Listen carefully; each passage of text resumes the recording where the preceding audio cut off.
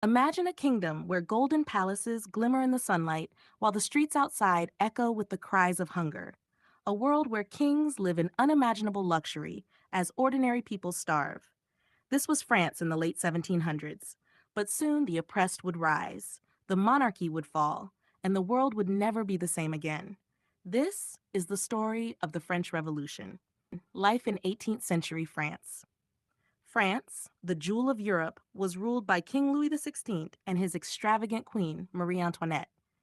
Inside the Palace of Versailles, the royal family lived in a dream world of gold, silk, and endless feasts. But outside those gates, misery, poverty, hunger. Bread, the most basic food, became so expensive that the poor could barely survive.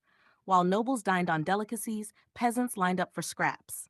The estates general and growing tension. To make matters worse, France was drowning in debt. Wars and extravagance had emptied the treasury. Yet the nobles and clergy paid almost no taxes. The burden fell on the common people, the Third Estate, which made up 97% of the population. In 1789, King Louis called the Estates General, a meeting of France's three estates: clergy, nobility, and commoners. But when the Third Estate demanded equal power, they were locked out. Furious, they gathered in a nearby indoor tennis court and took a bold oath. They would not separate until France had a new constitution.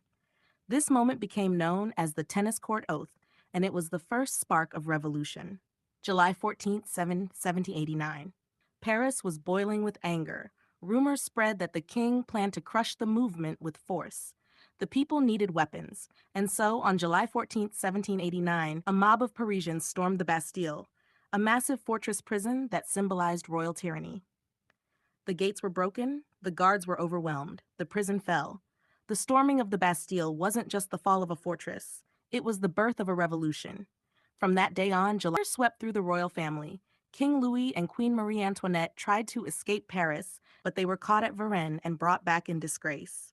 Soon after, the monarchy was abolished. The revolutionaries declared a republic, and then came the shocking decision: the king himself would be put on trial for treason. On January 21st, 1793, King Louis XVI faced the guillotine. The blade fell. The king was dead. Months later, Marie Antoinette followed him to the same fate. The Reign of Terror, darker tone. But freedom came at a terrible price.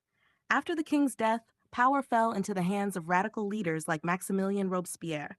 He promised liberty, but ruled with fear. The guillotine became the law of the land. Anyone accused of being an enemy of the revolution faced death. Priests, nobles, even ordinary citizens, nobody was safe. Tens of thousands